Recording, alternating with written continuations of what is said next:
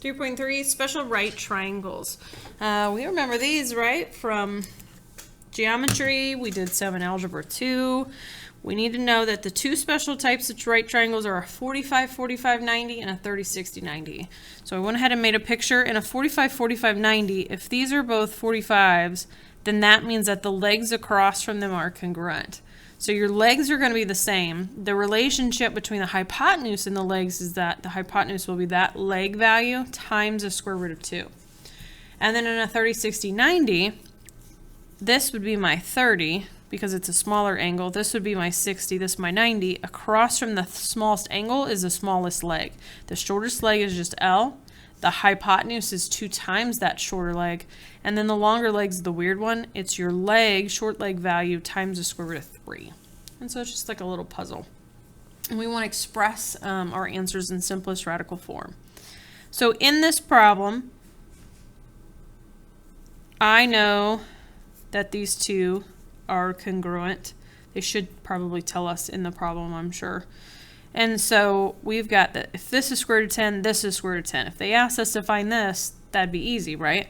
Well, then this hypotenuse should really equal our leg times a square root of 2. And these are our legs. So all you have to do is plug in your L value, which is square root of 10, take it times the square root of 2. We can multiply those and get the square root of 20, but we have to break that down. There's a perfect square of 4 in there. Times square root of 5, and square root of 4 is 2.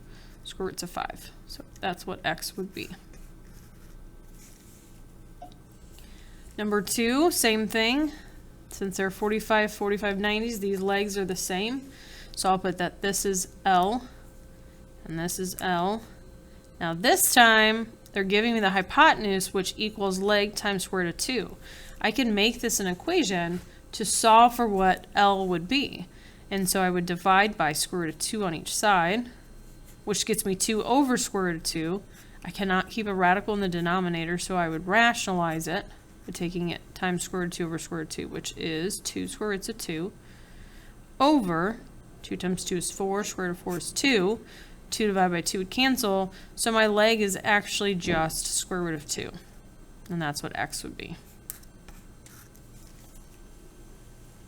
And let's try some 30, 60, 90s.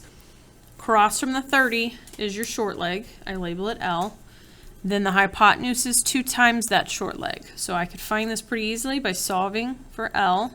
I would divide by 2, so L must be 5. And that would be my answer.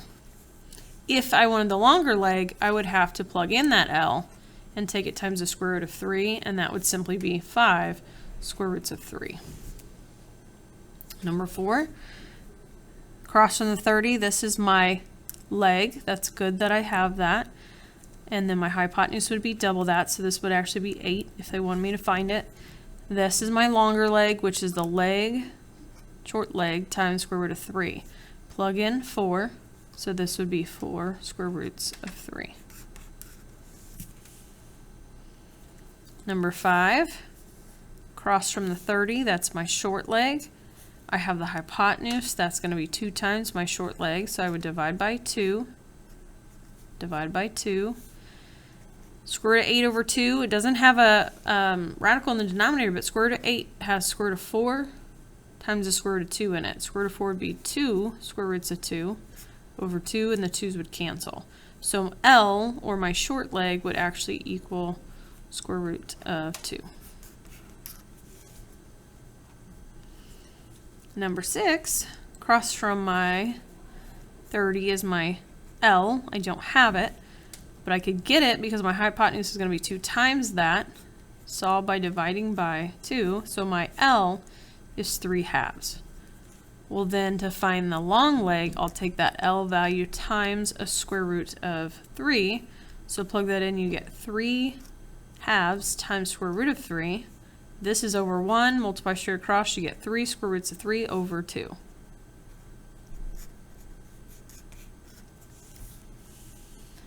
And then more practice just with putting some triangles together. It says the figure below is a square. Well, what I know about a square is that the sides are all the same. So this must be a 45, 45, 90. And then this is my L. This would be my L times the square root of 2. So I would just plug that in and say this is square root of 10 times square root of 2, which is square root of 20, which I feel like we had. There's a square root of 4 in that. Square root of 4 is 2. And then times square root of 5 would be left. And number 8 says the triangle is equilateral. When I have an equilateral triangle, that's 180 degrees split by 3. So that'd be a 60, 60. This was a 60, but it gets split to be a 30 and a 30. So this is a 30, 60, 90 triangle.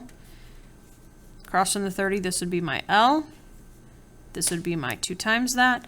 And this is my leg times square root of 3. So I'm having to solve this one for L. Divide by square root of 3. Right down here. Rationalize. We got 12 square root of 3 over normal 3. 12 divided by 3 is 4 square roots of 3. But that's L. That's over here. And that's not where they're wanting us to get an answer. They want us to find the hypotenuse, which is going to be 2 times this.